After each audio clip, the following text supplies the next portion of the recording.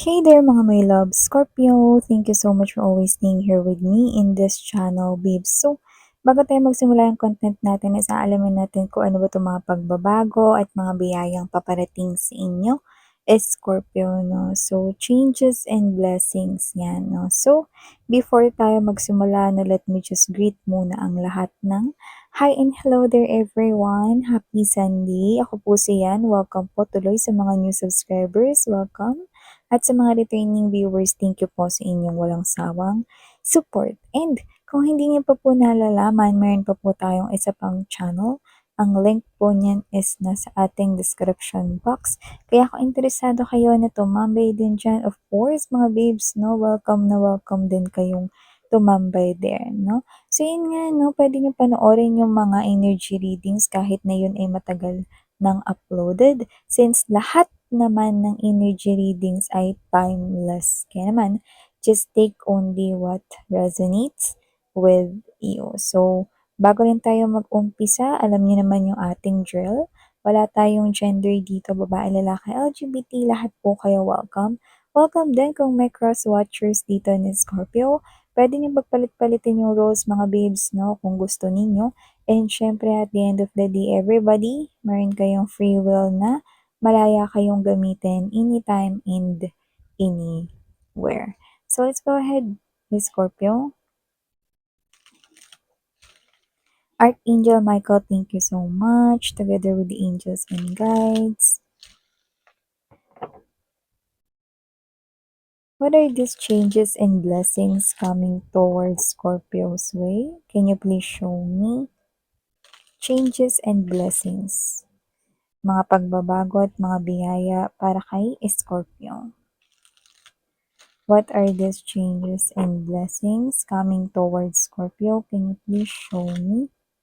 This reading is intended for my Scorpion people. This is for Scorpio. Yung may Scorpio sa kanilang natal or birth chart, welcome din kayo mga babes. Is Scorpio.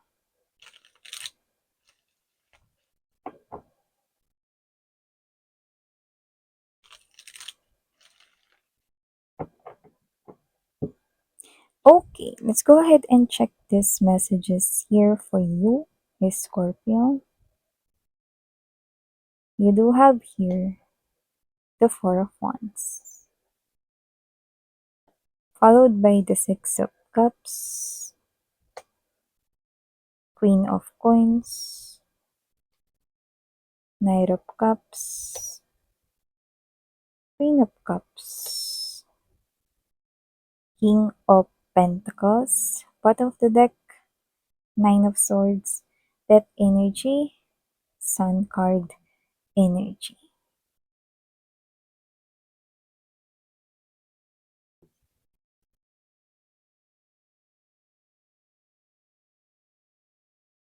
Okay. So, Scorpio, nakikita ko dito, no, na mukhang malinaw na malinaw yung love life din ninyo. No? Isa sa mga blessing na nakikita ko dito at pagbabago na parating sa inyo is with the Four of Wands energy.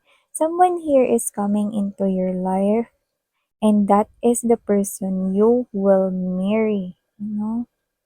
So, nakikita ko dito that this person here could be younger than you or meron siyang daladalang young vibe. Pwede rin naman na younger looking, no? Pero mas older naman sa age sa iba sa inyo. Pero kung sino man siya, nakikita ko rito, no, na older man siya kaedad ninyo or younger, no? Ang importante nakikita ko rito, may pagpapahalaga siya sa salitang home, tahanan. Magkaiba yung house kasi a house is just a structure but a home is where family is. So, ibig sabihin, posibleng tama yung pagpapalaki sa kanya ng mga magulang niya at alam niya yung pinaka or pinakamalalim na meaning ng love. Isang taong tapat at totoo ang nakikita kong paparating sa buhay ninyo. New love! Para sa mga single people ko dyan na mga Scorpio, wow, see? Hindi lahat naiintindihan yung pagiging tapat mga babes.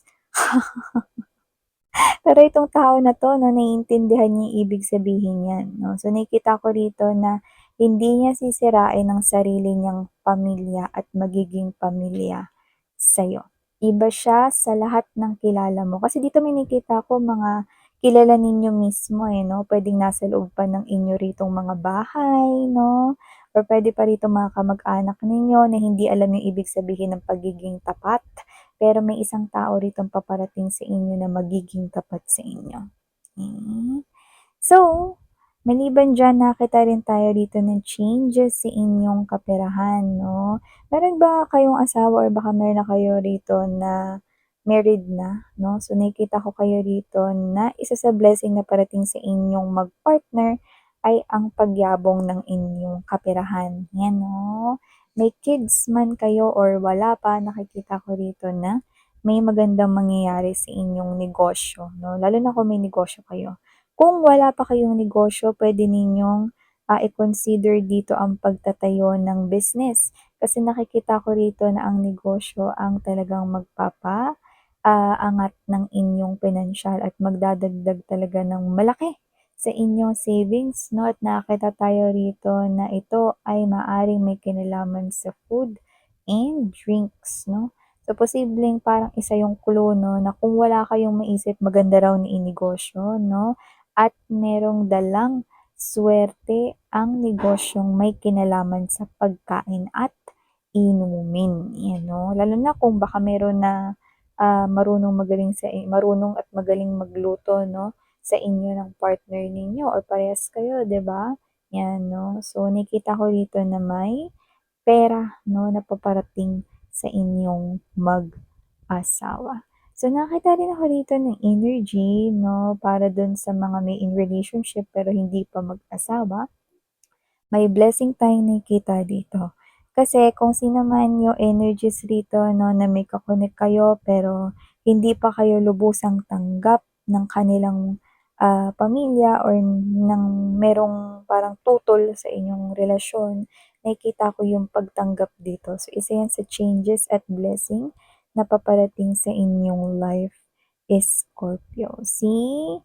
Because you've showed your love for that person 'no, na mahal mo 'no, at makikita 'yan 'no, nitong tao na 'to 'no, na possible na naghe-hesitate sa mga kinikilos or pagmamahal mo, puwedeng kini-question niya. Pero matatapos na 'yan because nakikita ko na parang na-judge ka lang naman niya sa isang part na 'yun, pero 'yan ay magkakaroon ng positive change 'no. So, nakikita ko yung acceptance coming from that person na parang wini-welcome ka na niya as a part of their family or parang wini-welcome ka na 'no, na tinatanggap na ang inyong relasyon with your person. So, nakita rin tayo rito 'no, na possible na meron ditong bagay na ayaw mong bitiwan or i-let go pero kailangan na.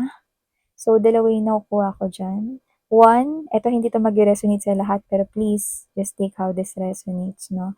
Meron akong nakikita dito na someone close to you na mamamaalam na 'no. So yeah, it's a death.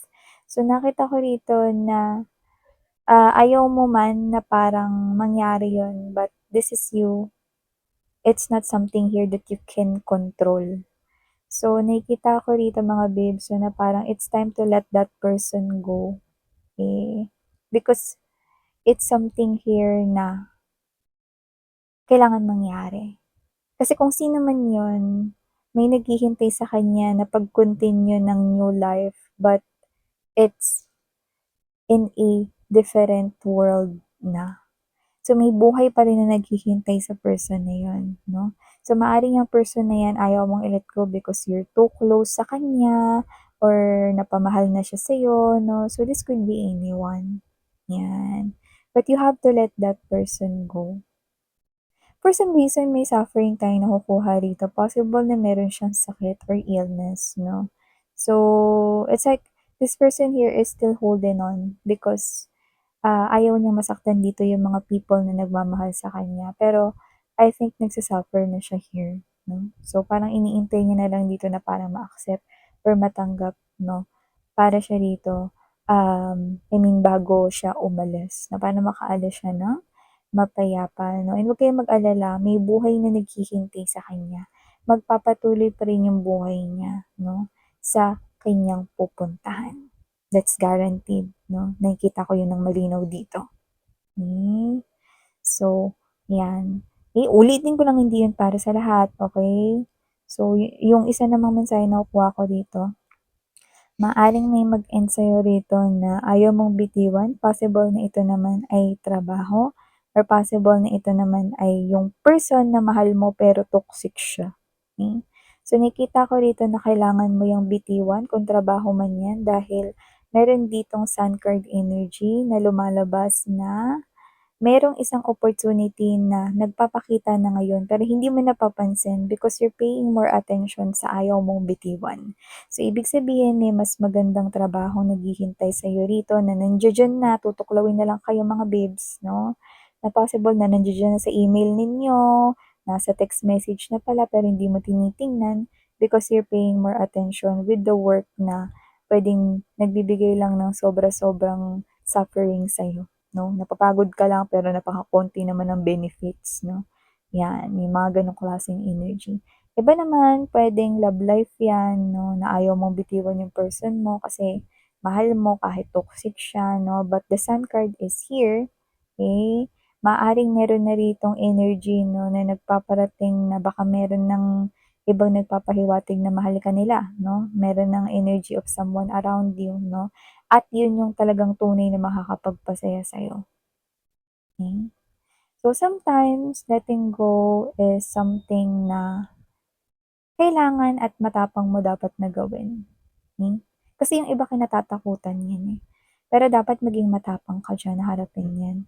Kasi magdadala yan ng kakaibang saya at sigla sa buhay mo. Nakikita ko na parang na-refresh or parang na-regain mo ulit yung energy back to you, 'yan. So, maliban diyan Scorpio nakakita rin ako dito mga bibs 'no, ng energy na possible na ma-involve is either ikaw o yung ka-connect mo sa isang energy at lumalabas yun bilang challenge dito. Pero wag kayong mag-alala kasi parang yun ay purong gossip or rumors lamang, walang katotohanan dun.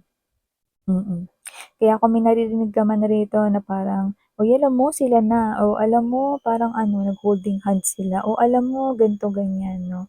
So nakikita ko rito 'no, na kung sino man yung mga nagkakalat na mga rumors na yun, walang katotohanan po iyon 'no. So manatili lang kayo rito na matatag 'no, at paniwalaan niyo lang kung sino man yung ninyo.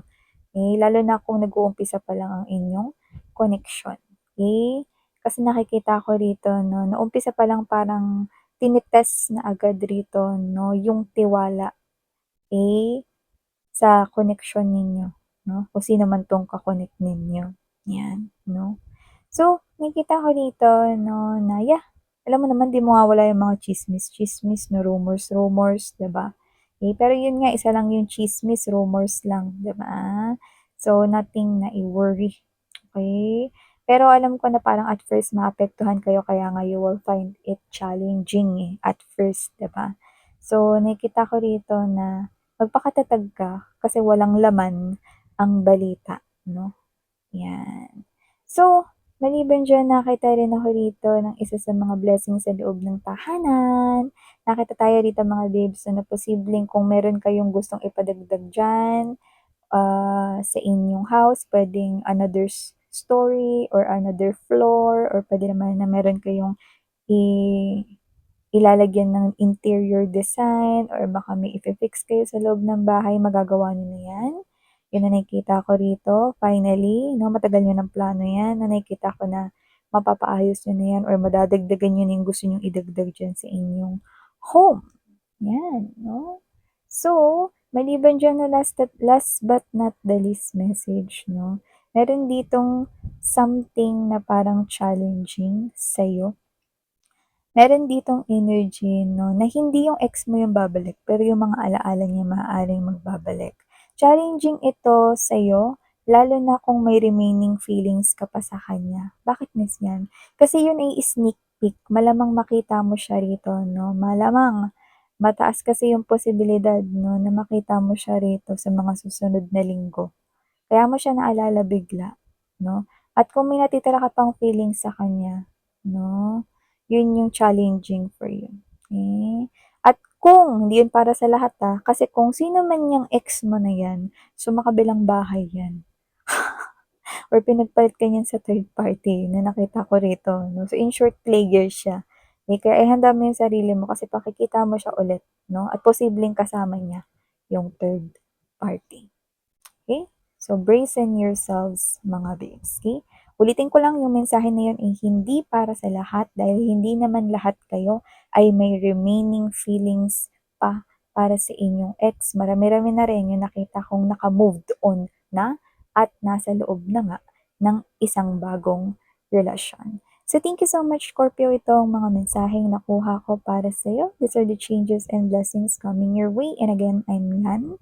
Sarang iyo, love and light. Ani